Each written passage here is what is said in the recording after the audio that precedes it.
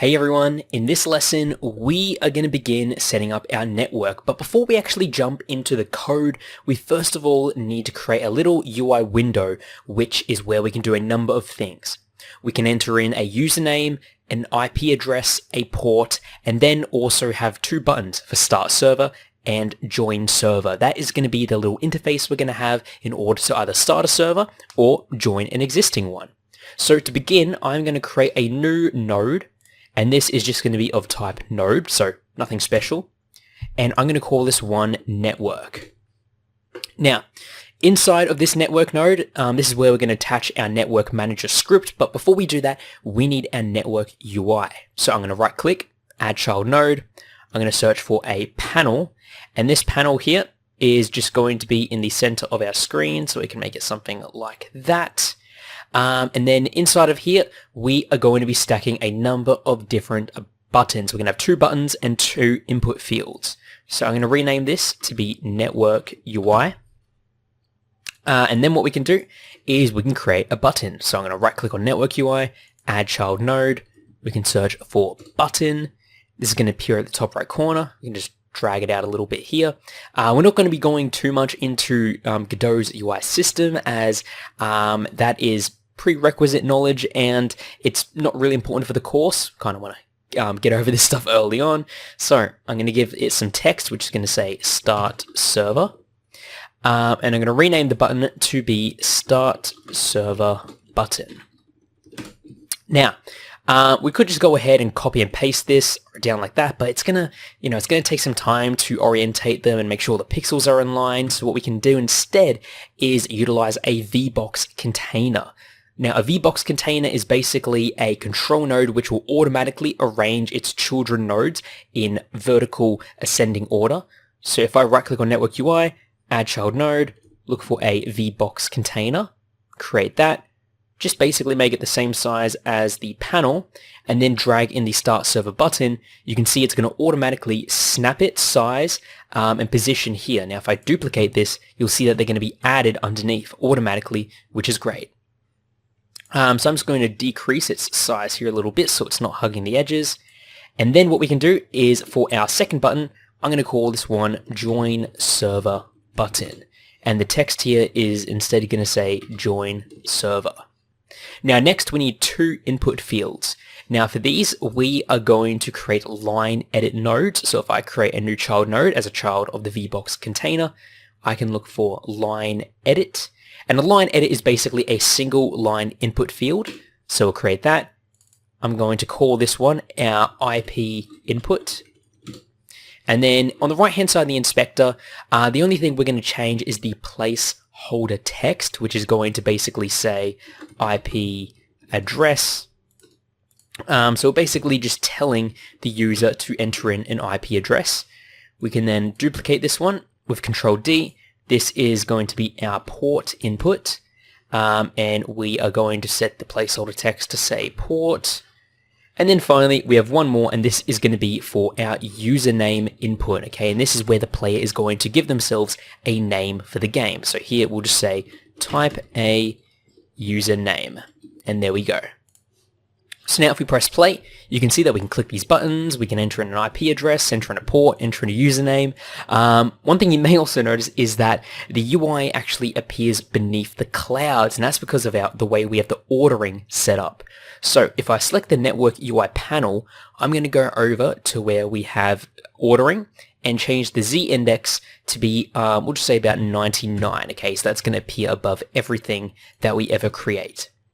Let's also clean this up a little bit, so I'll drag the VBox container down here, drag the Network UI panel as well, and then we might even want to properly adjust it so it's in the center, like so.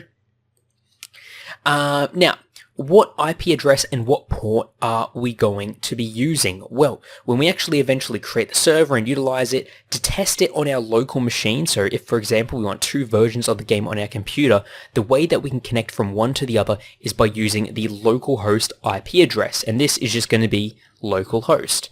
Now, there are certain things called internal and external IP addresses. An internal IP address would be if you want to connect to other people on the same network as you. So if, for example, there's another computer in your house that you want to connect to, you would enter your internal IP address or their internal IP address if you want to connect to them. Whereas if you want to connect to a computer outside of your network, maybe in another city, for example, you would have to use your external IP address. And then for port, Godot multiplayer by default uses the 8080 port. So do make sure that if you want to utilize that with an external network, that you do go ahead and port forward the 8080 port. And then of course we can enter in a username here that we want to use. And then we would click either start server or join server. But at the moment, none of this really works. We're just setting up the foundation for the next lesson in which we actually begin connecting computers together. So thanks for watching, and I'll see you all then.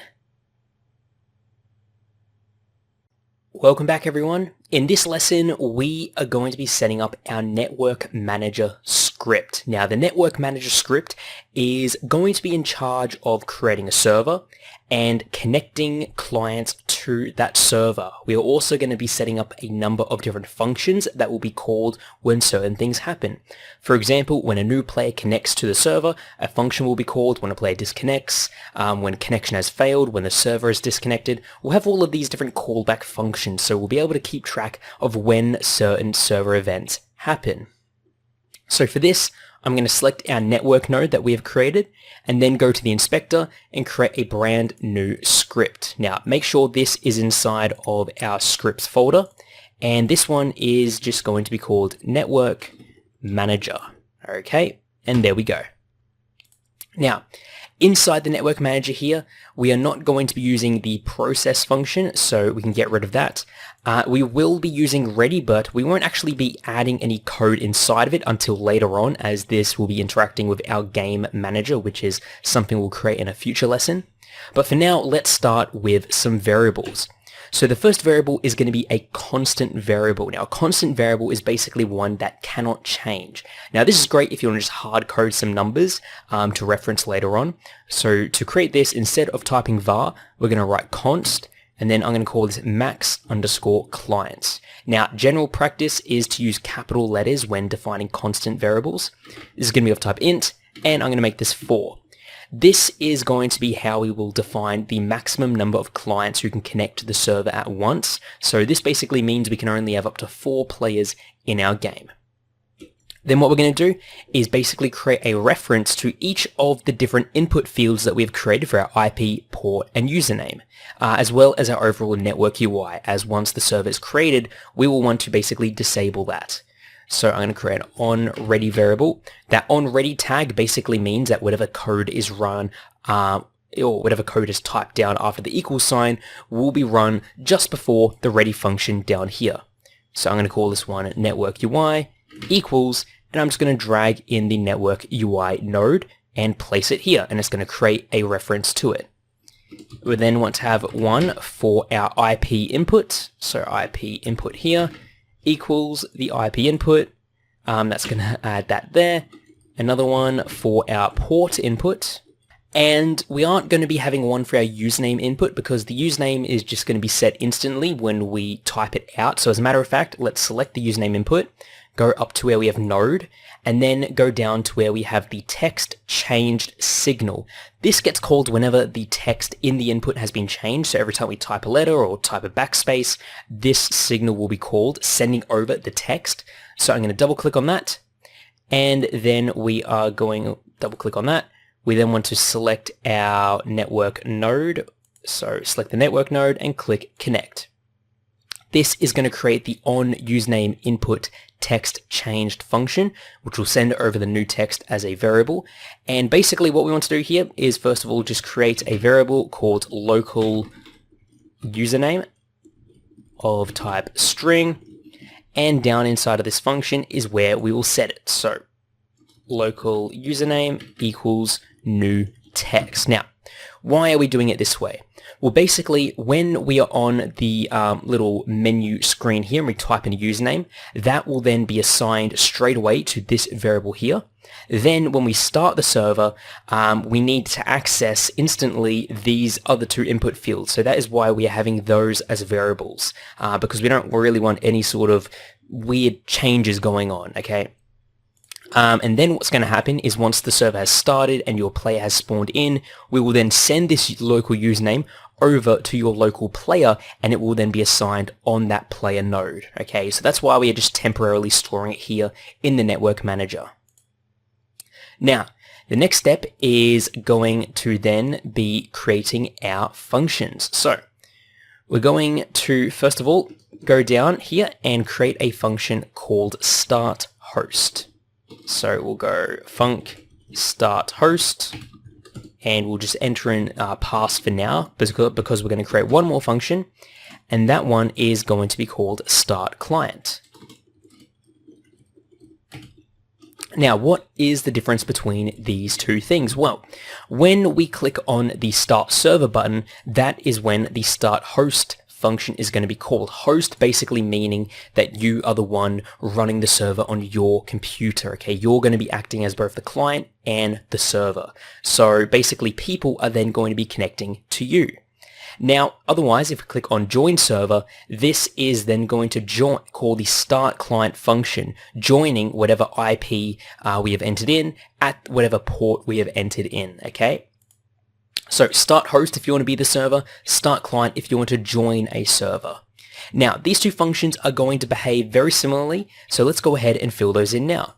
So over here with start host, we basically want to create a variable called peer. Now, a peer is essentially just a client, and we are essentially initiating a new multiplayer peer. So we'll go equals enet multiplayer peer dot new. So create a new one of those, and then we need to call this peer's create server function. So peer dot create server, and then we need to give it a port and the maximum number of clients. So here for the port, I am simply going to get the port input dot text. Now, the issue with this is that the text is of type string, whereas the port needs to be an integer. So what we can then simply do is just cast this string to an integer by writing int, and then in the two brackets here, we enter in a string, and it will basically convert this text to an integer number. Then we can go comma, max clients.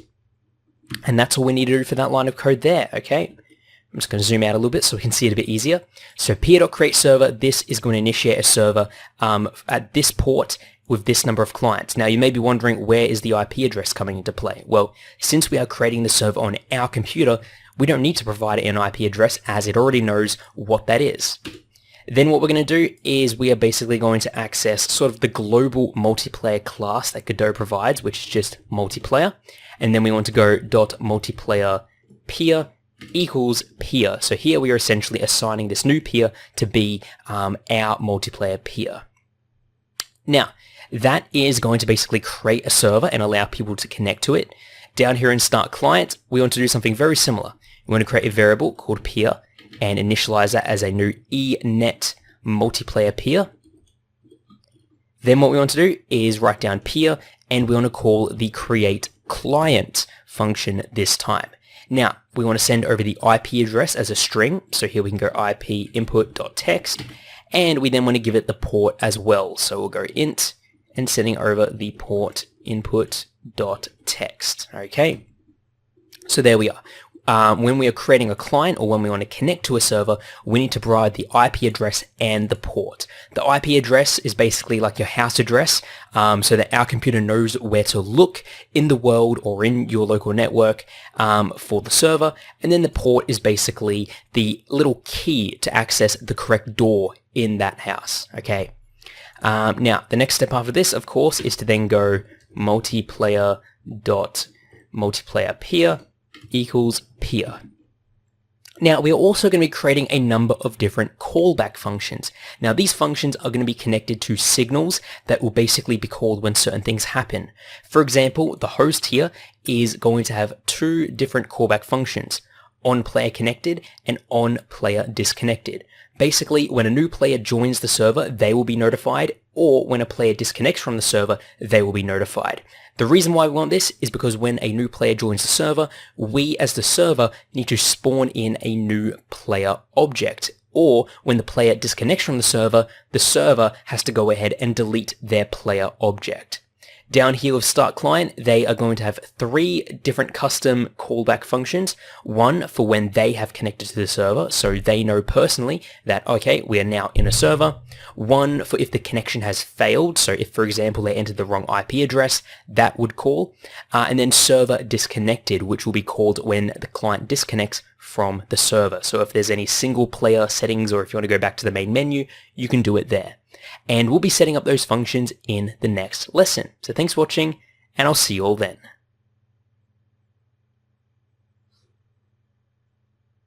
Alright, welcome back everyone. Let's continue on with our Network Manager script by creating those little callback functions that will be called for the host or for the client. So the first one down here is going to be a function called onPlayerConnected. So here we'll just go onPlayerConnected, and this is going to have an ID, which is going to be of type int. Now, like I said, this function is going to be called on the server whenever a new player has joined. Okay, so this, for example, will be where we want to spawn in a new player's character object. We then have another one down here for when they disconnect. So func on player disconnected, which will have an ID as well. Now this integer number, which is an ID, is basically going to be how we can identify the player that is either connecting or disconnecting. Whenever a new player joins the game, they will be given an ID, which is just going to be a random positive integer number. Now the server's ID is always going to be 1, okay? So if you see an ID of 1, that means that is the server, and anything else is going to be an ID for another player that has joined. Now we need some callback functions that will be called when the that will be called on the client.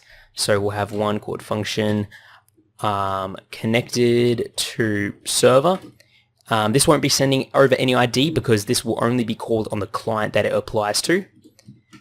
We then want one called connection failed. This is going to be called whenever the client tries to connect to a server but it fails. So for example, if you enter the wrong IP address or the wrong port, or if the IP address doesn't really work, if it's not being port forwarded correctly. And the final one is going to be server disconnected, and this will be called when the server gets shut down and the player gets kicked out. Now let's actually connect these up to their appropriate signals. So what I'm going to do is I'm going to go up to our start host function, and inside of here I'm going to go multiplayer.peer_connected.connect, and we're going to send over the onPlayerConnected function name. We then want to do the same for onPlayerDisconnected. So multiplayer.peer_disconnected.connect, and then we'll go onPlayerDisconnected. Okay. So those two functions are now set up for the host to run. Then we'll have the start client function, which will connect these last three here. So for that, we can simply go multiplayer.connected to server.connect, and then send over the connected to server function. We then want to do the same for the other two as well. And there we go. So if I zoom out here a little bit, you can see that this is what it looks like. Oh, and we are getting an error. That's because I just haven't finished off the function there. There we go. And yeah, there we go. So that's everything written out for us right there. Now, the next step is going to be testing this out to see if it works. Now, first of all, we need to connect these two buttons, our start server and join server button, to these start host and start client buttons, functions I mean. So I'm going to select start server, and then in the inspector, go over to node, and we're going to connect the pressed signal. So I'm going to double click that.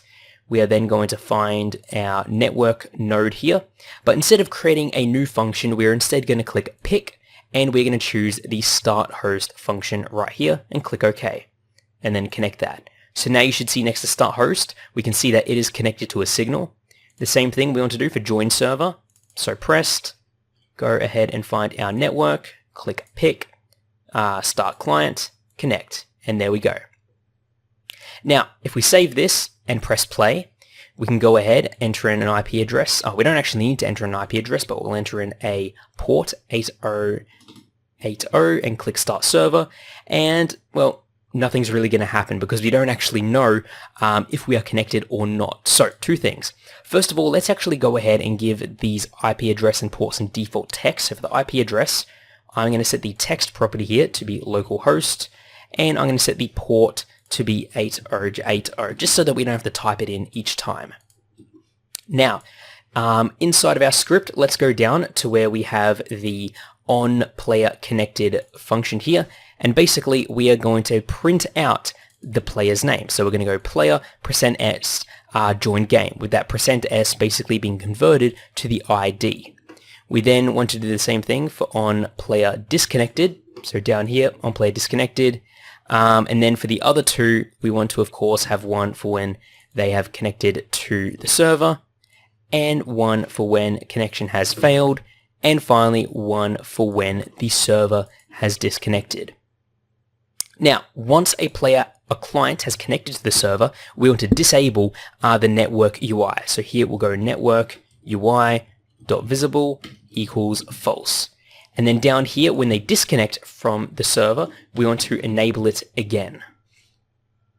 Now, also up here when we start the host, since those two functions aren't going to be called for them, we need to go ahead and disable the network UI for the host once they have started the server. So now if we save that and press play, we should be able to click Start Server, and once again you'll notice that nothing is printed out to the output, okay? But what we can do is try and connect another server or another player to this server.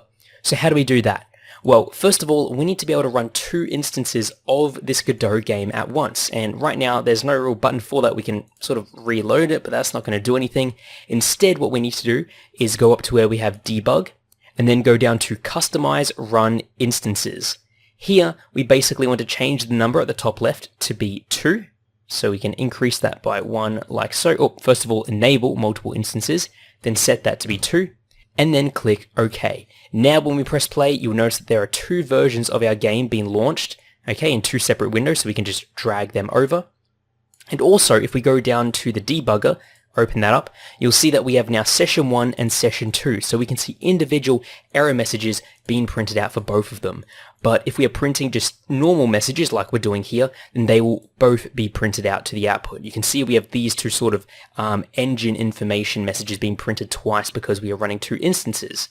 Now if I open these up again and I start the server on the left one, you can see that, well, nothing really happens, but on the right hand side, if I enter in the localhost IP address, enter in the right port, and click join server, you'll notice that down here it says connected to server, and it says player with its ID has joined the game. So these two games are now connected to the same server. So what can we do from there? Well, on the server side, we can spawn in an object and have that appear in the other client's game, and then have it move around, sending over that information. There's really so much stuff we can do. So what we are going to do in our game is when a player joins the server, they are going to have their little player character spawn in, and they will then be able to move it around freely. So in the next lesson, that is what we are going to explore. So thank you very much for watching, and I'll see you all then. Welcome back everyone. In this lesson, we are going to be setting up our network player. Now this is going to basically be the scene that will spawn in when a player joins the game. So each player is basically going to have control of one player scene, and this is essentially going to be our plane which we can fly around. So let's go ahead and actually create this now. So what I'm going to do is I'm going to go down to our file system. I'm going to right click on the scenes folder, and I'm going to create a brand new scene. Now this is going to be not of type 2D, 3D or user interface, so let's click on the little icon on the right hand side here, and we are going to search for character body 2D. This is just going to be the basis for what we're going to use to fly around. So we'll pick that, and we'll give it a name of player, and here we are. Now, there are a number of different nodes that we need to attach to this player. Let's start with the visuals and the collider, because with this player, with this character body 2D node, we must include a collision shape. So for that, what we're going to do is let's actually add the sprite first, just so we can actually see how big the collider needs to be. So I'm going to go down to our sprites folder. I'm then going to go over to ships, and let's this drag in one of the ships. Okay, I'm going to set its position to be 0, 0, so it is centered on our root node. Let's rename this to be sprite as well, just so that we can understand what it is, as we are going to have multiple sprites here. Then what we're going to do is add a collider. So we can click on the plus, look for a collision shape 2D. We can then set this one's shape over to be, for example, new circle shape 2D. And I think this is actually an alright size by default for it. We don't want to make it too large or too small. Now what we can do is add in a shadow, because our plane is going to be flying around. It's going to be nice if we have a little bit of a shadow that gets displayed on the ground. Now, we don't actually have to include lights or set up any rendering that way. Instead, what we're going to do is simply just duplicate this sprite. And to do that, what we're going to do is we're just going to select it, Control D, and then in transform here, we're going to set its position, its Y position, to be 15. What this is going to do is it's going to move it down here a little bit. And then what we can do is actually go down to visibility, modulate, bringing this all the way down to black. So now we have a black shadow, but we also want it to be transparent or translucent. So we're going to set the alpha channel to be 45. So now it is going to be translucent, and it's basically going to appear over everything. Now, also what we want to do is make sure that the shadow is beneath our plane. Now, if you remember, if we go back to our main scene, our tile map here, if I open this up, select our tile map, go over to ordering, you can see the Z index for the tile map is on 0. If we go to the sky haze, go to visibility or ordering, it's also on 0. This is basically just the default ordering here, but if we go to our clouds, you notice that the clouds have an ordering of 1. So basically, we need to put everything we want above the clouds to be on a number higher than 1. So for this, if we go back to our player, let's set our shadow, which we can rename here to be shadow. I'm going to set the ordering on the shadow. Where is that? Let's just go over to ordering. I'm going to set that to be 2. And then I'm going to set our sprite, since we want that to be above the shadow, I'm going to set that to be 3. Okay, so now our sprite is appearing above the shadow at all times. Now, you may be wondering, okay, when our plane is moving around, we are going to, of course, be rotating. We don't want our shadow to be moving like this. We always want our shadow to be directly beneath, and that is going to be managed in the script, where we're actually going to be positioning our shadow each frame. Now, the next thing we need to do is add in a couple more nodes. The first one is going to be a node 2D. So if we create a node 2D right here, this is going to be for our muzzle. So let's rename this to be muzzle. And we'll want to simply just move it a bit above our plane here. This is essentially going to be where we are going to be spawning our projectile. So when we shoot, this is basically going to be the spawn location for that projectile, because we don't really want the projectile spawning inside of our player. It could look a bit weird if we are turning and the projectiles are kind of going off at a bit of a weird angle. Aside from this, we also want to add in another node. This one is going to be a timer node. Now this timer node, we are going to call it the respawn timer, and we aren't really going to be worrying about this too much at the moment, but let's also go ahead and enable one shot. Basically, the respawn timer is going to be started when the player is dead, and then after a few seconds, the timer is then going to deliver a callback to the player script, and then basically inform us that it's time to respawn. So we're not going to be touching this for a bit, but for now, I think we can keep it just like this. Now, there are also going to be two other components or two other nodes that we are going to add, which you probably haven't seen before, and that is because they are, I guess you could say, multiplayer specific in Godot, and these are multiplayer synchronizer nodes. So I'm going to go ahead and create one of those right here, multiplayer synchronizer. I'm going to drag this to the top, and I'm going to rename this to be our player synchronizer.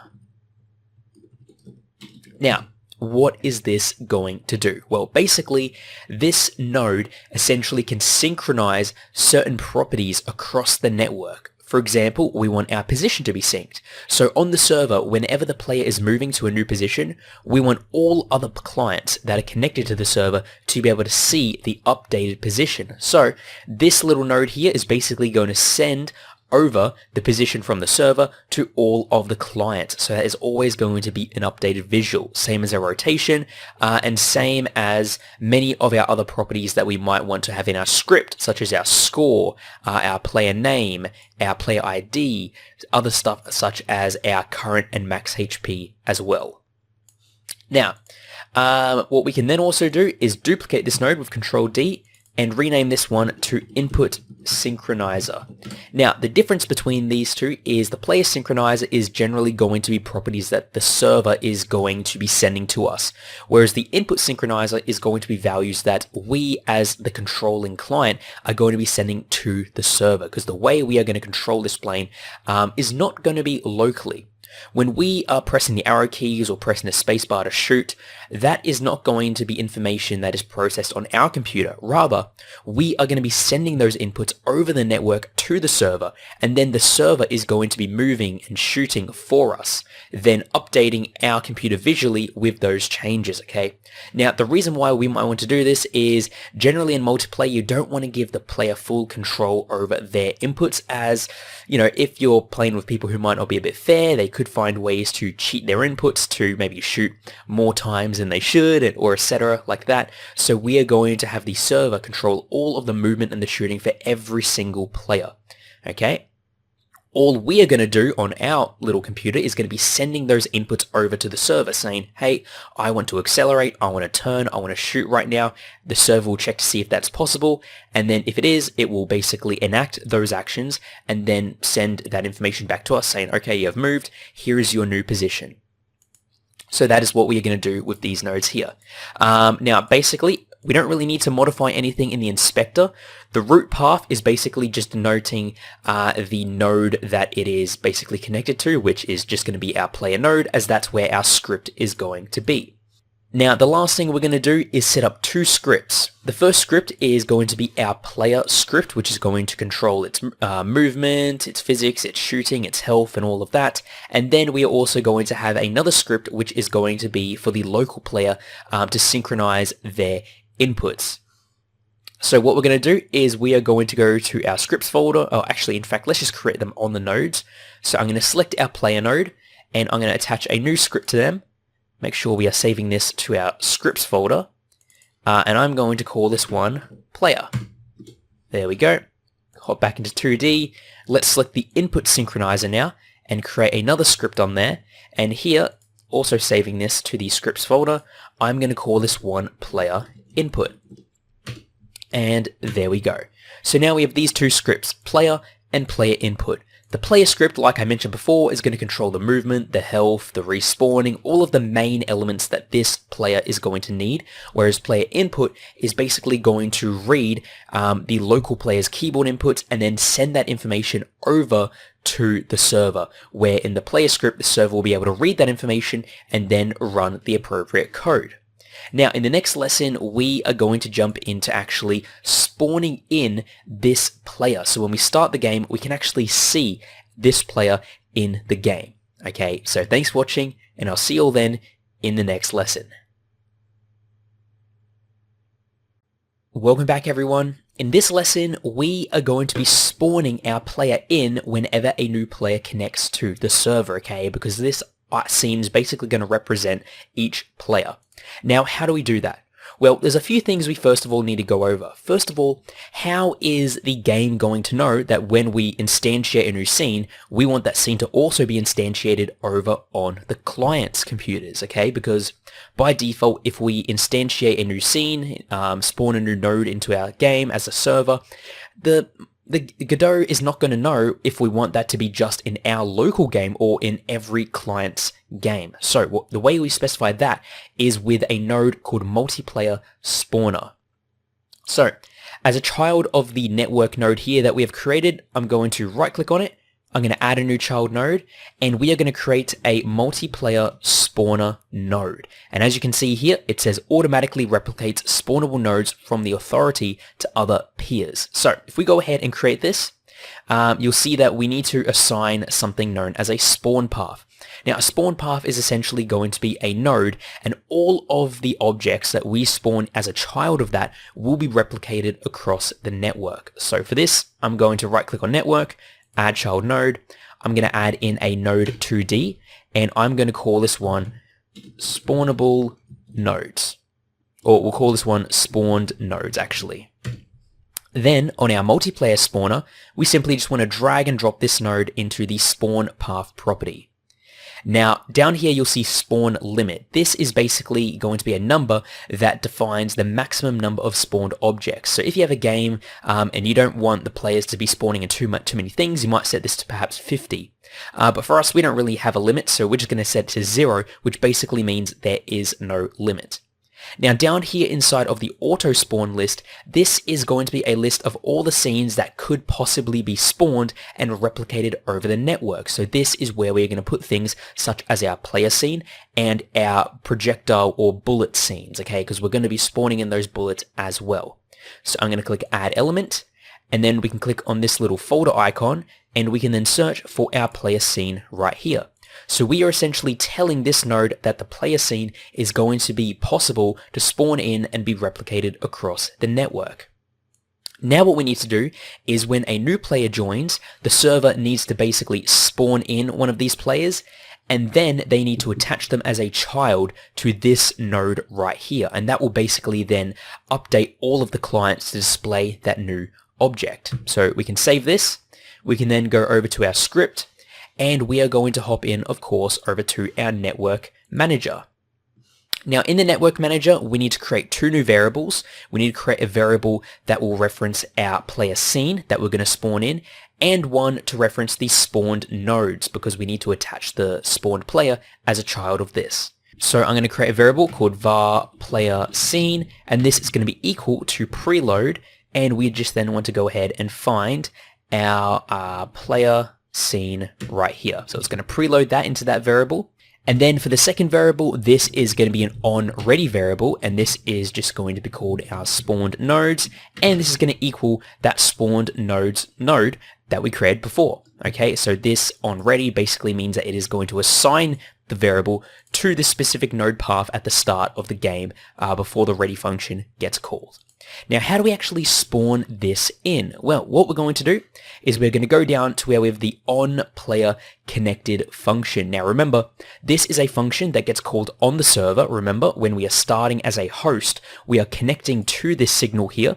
So whenever a player joins the server, this will be called on the server. And remember, the server is going to be the one in charge of spawning in the players, pretty much spawning in everything, okay? Whenever we want to do something that gets applied server-wide, generally it's going to be the server, the player who's running the server that's going to do that. So we're going to go to a new line, and we are going to create a new variable called player. This is going to be equal to player scene.instantiate, just as we would do normally. And then what we want to do is basically assign its parent. So here we will go spawned nodes dot add child player. Okay, so when a new player is spawned into the game, they will become a child of the spawned nodes node. Now also when working with these multiplayer nodes, we do want to add a second parameter to this add child call. So we're going to go comma, and you'll see here that the next parameter is a boolean for force readable name. This basically means, I believe, that the name is going to be consistent across the network, as that is important, as we do want these two objects, both on the server and on the clients, to be the same. So we're going to define that as true. Now what we can do is test it out. So I'm going to press play. We can then drag these two instances over here to get a bit more room. I'm going to click start server on the one on the left. And you would first of all notice that nothing happens. Now I'll explain why in just a second, but if we go over to our second instance and press join server, you'll see that a player spawns in and actually, well, falls down because we haven't modified any of their code yet, and they still think they're a platformer controller. But you did see on both screens that for a second they spawned in. In fact, let's actually go ahead, select our player, And let's just delete all of the code here because we don't want them falling down, okay? So I'll press play again. I'll start the server. No player spawns in, which is a bit odd, but if I go to the second client and click join server, you'll see that there on screen we have our player spawning in, and they are both replicated on both screens. So that's great. When a player connects to the server, they have their player spawned in. Now, why is the player only spawning in for the client and not the server? Well, remember, if we go back to Network Manager, this onPlayerConnected function only gets called when a player joins the server, not when the server is initially created, okay? Because when we create the server, a client is not joining the server, okay? The client is, I guess you could say, becoming the server. So what we need to do is something that's fairly simple. We just need to go down into the start host function, and we just want to call this onPlayerConnected to basically simulate the host connecting to the server. So we're going to call onPlayerConnected.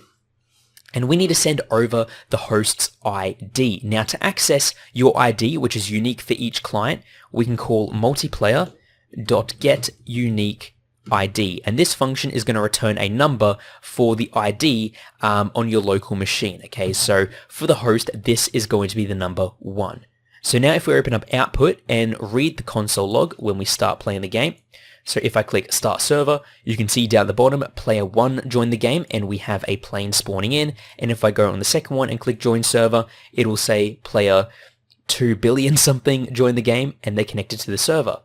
And you can see that the planes have been added in, but something a bit strange is the fact that, of course, they are stacked on top of one another, so it is going to be a bit hard to see. Okay, so in the next lesson, we are going to work with actually setting up our player script a little bit, giving the player an ID, a name, and also a bit more on the network side. Basically, when the player leaves the game, we then want to destroy their plane. Okay, so we'll be working on that in the next lesson. Welcome back, everyone. In this lesson, we are going to be setting up our little game that we're going to be able to play. Now, this isn't going to be anything too complicated. This is just going to be a little simple platformer where we can have our players running around. So, if we go over to our game scene, this is what's going to load in when we click on the Start Game button in the lobby. This is the scene we are going to transition to. Now to begin, we are just going to be setting up a basic little environment for our players to run around in. So to start, I'm going to create a camera 2D node, and this is going to be basically what we are going to render. I'm going to set the zoom to be 5 because we're going to have it pretty zoomed in because our tiles are going to be pretty small. And then what we're going to do is create ourselves a tile map. So this tile map is going to basically be a looking at this tile map right here, which I have imported at the start of the course. Feel free to use your own if you wish. So for this, we are going to create a new tile map layer node. And then on this tile map layer in the inspector, we're going to create a new tile set. And this tile set, if we go down, well, first of all, we need to open up the tile set by clicking on it and changing the tile size to be 8 by 8. Okay, we are working with 8 by 8 pixels. If you're working with 16, 32, 64, just change those respectively. Okay. Then what we're going to do is go over to our tile set at the bottom and drag in that tile map image. We're then going to click yes. And if we move this up and zoom in, you can see that the tiles are not properly aligned. And that is because we have a 1 pixel padding between them. So over here with separation, I'm going to set that to be 1. And there we go. All our tiles are now equally separated and cut up as they should be. Now the next step is going to be painting in our tile map. So if we go over to the tile map tab here, we can go ahead, we can then, for example, like select tile and then paint it in. It's going to be a bit hard because the background is also gray. So what I'm going to do is I am going to go to where we have our background.png here and drag that into our scene. I'm then going to set the ordering to be -99 just so it appears right at the back of everything. And then we can select the tile map layer again and begin painting this in. So basically, I just want you to go through now and paint out your level.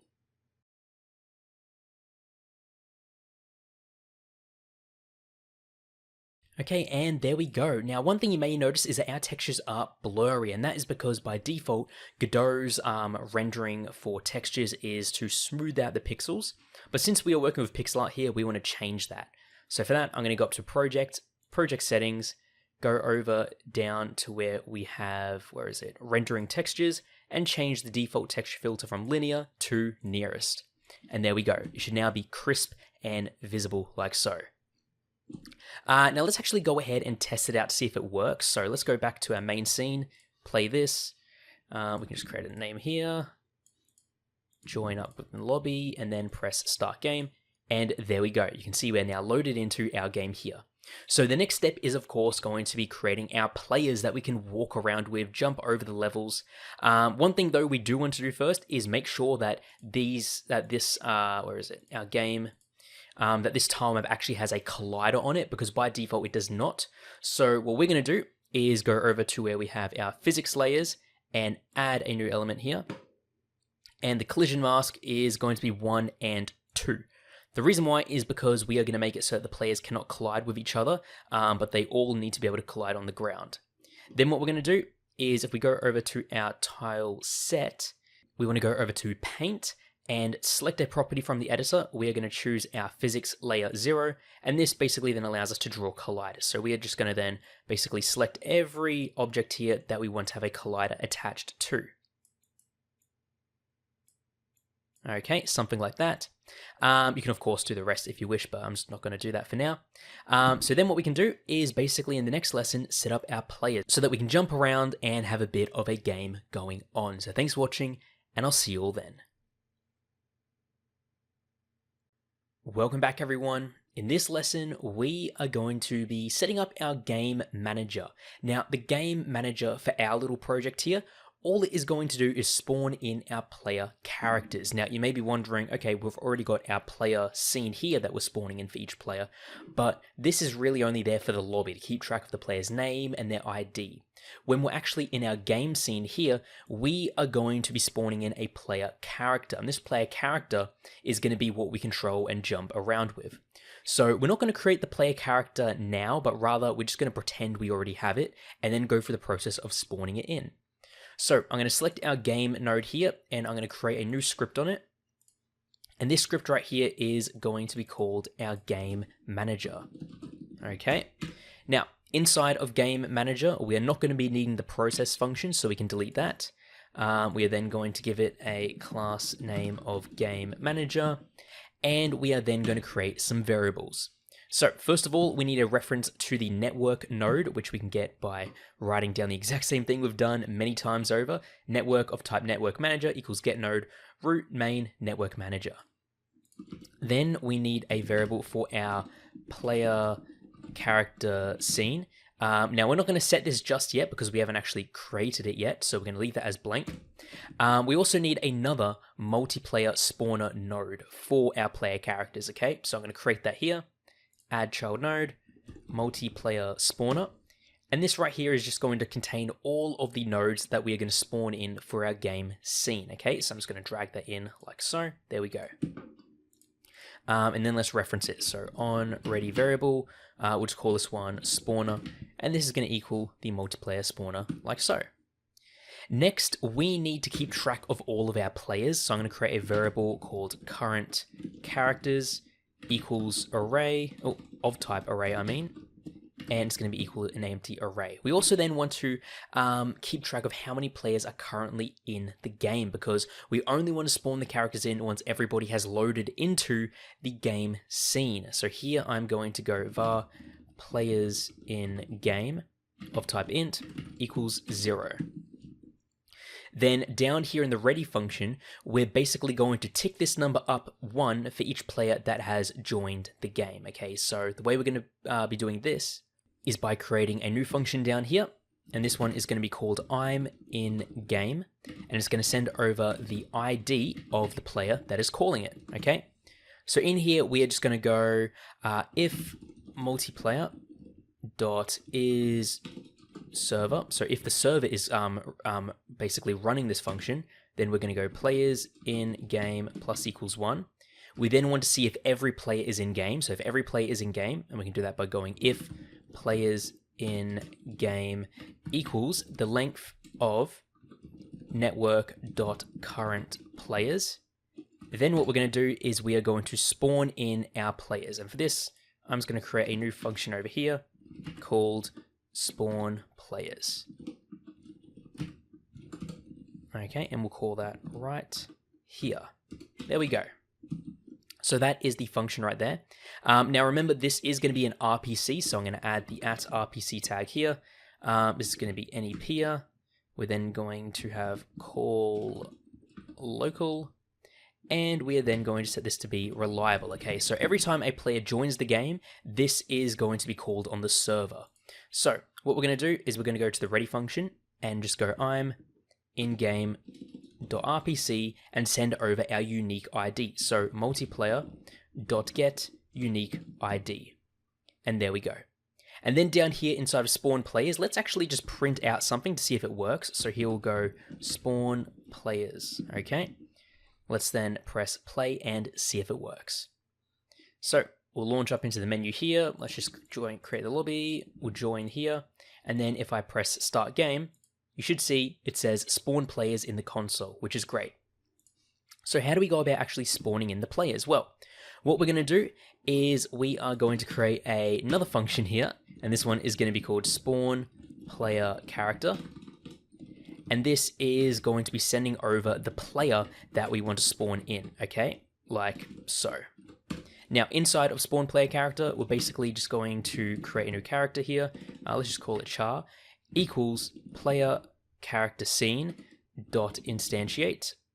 Okay, and then here we can give the player's name. So char dot name equals player dot name. Now remember, the player's name is always going to be their unique ID. So we can also identify a character by its ID. And then we want to go spawner dot add child, add the character, and set force readable name to true, as that is just a thing you have to do with multiplayer. And then we'll add it to the current characters array.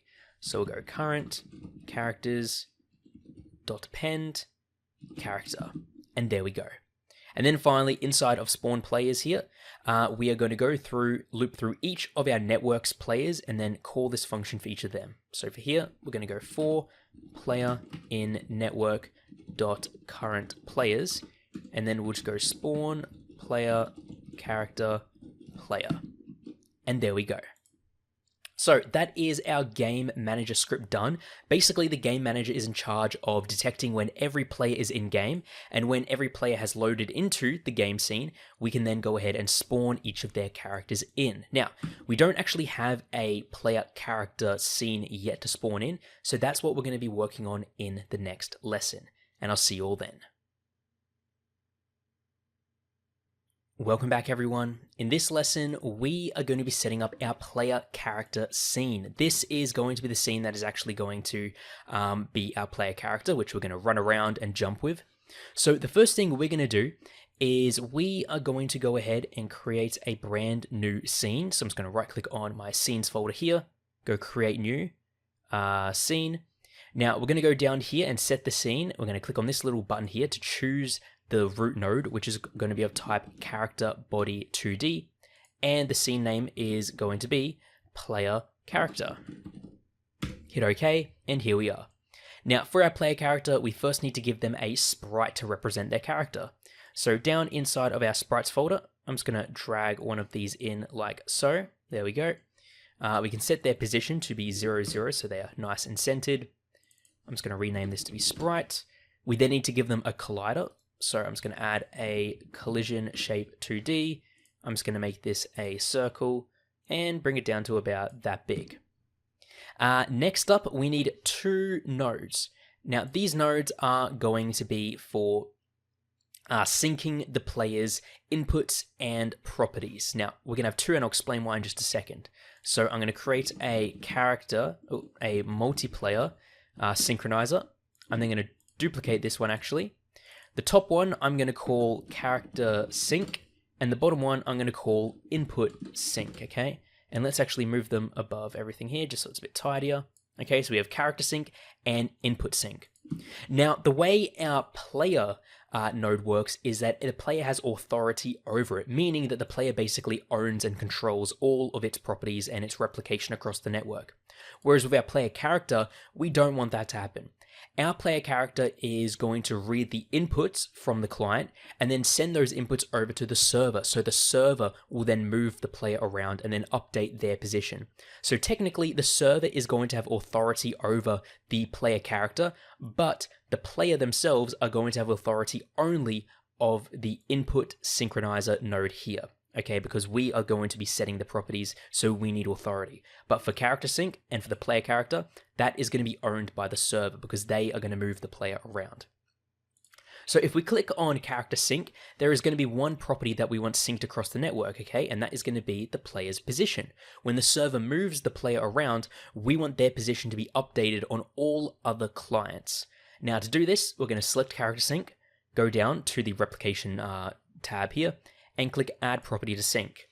We're going to select our player character, hit OK, and then we're going to scroll down to where we have Node 2D and set position. Okay, and there we go. So now the position vector is going to be replicated across the network. Input sync we're going to leave as is for now because we do actually need to go ahead and set up a script for that first. But let's go ahead and create our player character script. So I'm going to create a new script here. This one is of course going to be inside of our scripts folder, and this is going to be called player character. Okay, create that. Now inside of player character, we already have a bunch of code here because we are creating a script on the character body 2D. So what we're going to do for the most part is just modify what we have here already. We're going to set our speed to be 50. We're going to have our jump velocity be minus 150, just because we're working at a bit of a smaller scale. And then we're going to have a constant for gravity, which is going to be equal to 400.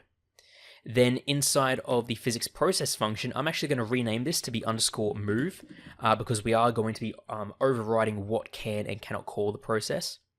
Add gravity, we're going to do that exactly as we have here, but this time we are instead going to go velocity.y plus equals gravity times delta. For the jump, we can keep this pretty much as is, and then we're going to go down to where we are doing our directional inputs, and we can keep that as is as well, except for, oh no, yeah, everything should be good here. Okay, so it's fairly simple. We're not really going to be modifying too much with all of this. We are then going to have another function here, and this is going to be our physics process function, okay? So, have the delta. Now, remember what I said about the server moving the player around? This is what we are doing here. We're basically making it so only the server is going to run this move function. So inside a physics process, everybody's going to call it, but we're going to check to see if multiplayer.isServer. And if so, then we call move. Okay, also setting over the delta. So only the server is going to run this movement code. It's going to update its position and then sync that with everybody else on the network. Now, what else we need to do? Well, we need to go ahead and actually assign the multiplayer authority for our input sync, because remember, I said that the input synchronizer node, that is going to be controlled by the local player. So we are going to create the enter tree function. Now remember, enter tree, this gets called even before ready, and this is generally where you want to be setting multiplayer authority. So I'm going to drag in the input sync, and then just go dot set multiplayer authority for the name of this node, which is going to be the player's ID, dot to int, okay? And there we go. We're also going to create a reference to the input, so on ready var input equals the input sync right here. The reason why is because once we actually set up our input script, we need to actually go down here and basically replace all of these inputs with the inputs that have been sent over by the local player, okay? So let's actually go ahead and do that now. So what I'm going to do is I'm going to select the input sync node, and I'm going to create a new script on that. And this one is just going to be called player character inputs. So if we go over to our scripts folder, here we can call this one player character inputs, like so, and we can begin filling this out. So inside of this script, we are not going to be needing process. Instead, we're actually going to rename this to be our physics process, as that is what we need instead. We're going to keep ready, and then what we're going to do is we're going to create two variables. First one, it's going to be an exported variable, because remember, if we want to replicate a variable, we need to export it. its variable move input of type float, and then a 1 for our jump input of type boolean. Now, inside of ready, what we want to do is basically make it so that the physicprocess function does not run if we do not have authority. Okay, so the only person who is going to run physicprocess is going to be the player who has authority over this node. So for this, we can go if get multiplayer authority, and this returns the ID, does not equal multiplayer dot get unique ID. Oops, dot get unique ID. Then we are going to go set physicprocess to be false. Okay, so you can basically enable and disable the process and physicprocess functions in this way. So essentially, at the start of the game, if we do not have authority over the input sync, then that means we are not going to run physicprocess. Only the local player for this player character can run it. And inside of here, we are essentially just going to go move input equals input.get axis, and this is just going to be UI underscore left and UI underscore right. Okay, we're basically doing the same thing here as we are doing in our player character script. And then for jump input, this is going to be input.is action pressed for the UI accept, which is going to be, I believe, the spacebar. Okay, and that's all we need to do for this script. Now, as a bit of a challenge, I want you to go ahead and make it so that we can actually sync the move input and jump input variables in the input sync node here. Now, you may notice that if we go to the replication tab, it's kind of copying over the player character variable. That is a bit of a bug, so if you're still encountering that, simply just delete input sync and recreate that node right here. So multiplayer synchronizer, call this input sync, move it back up here, and then you should be able to see now they differentiate from one another, okay? So input sync, I want you to replicate the move input and jump input variables. Okay, so I hope you had a go at that challenge. Pretty much what we want to do is select the input sync node, down in replication, click add property to sync, select our input sync node here, hit OK, and you should see that we don't, oh, I forgot, since I deleted and recreated the node, I need to reattach that script here. So just reattach the player inputs there, okay. And now if we go ahead and do that again, input sync, okay, you should see at the top we have move input and jump input. So we just want to go ahead and sync each of those right here, like so. Now, the next step is finally going to our game manager and connecting our player character scene to be equal to, so preload, and we want to go to the player character right here. Okay, and then what we need to do is make sure that when we are spawning this player character in and adding it as a child to the spawner, that we actually can do that. Because if we go to our main scene, you remember we have our multiplayer spawner, and this has the auto spawn list, which basically defines all the scenes that can be replicated across the network. Well, if we go back to our game script right here, and we select our multiplayer spawner, you can see the auto spawn list is currently empty. So we need to basically connect this up to our player character scene here. There we go. And then what we need to do is basically set it up so that the inputs are actually going to be fed into our player character. So remember, our player character input script has a move input and a jump input. And our character input script, our player character script, it needs to then be able to read those. So we've already got the input right here. Down here inside of the move function, we are going to replace this handle jump with input.jump input. And then down here for the direction, this is just going to be equal to input.move input. Okay. And that is all we need to do. So now we can save that, press play, and see if it works. So we'll join this as the server and this as the client. We are then going to click on start game. As you can see, both players spawn in and we can then move around respectively, okay? Just like that.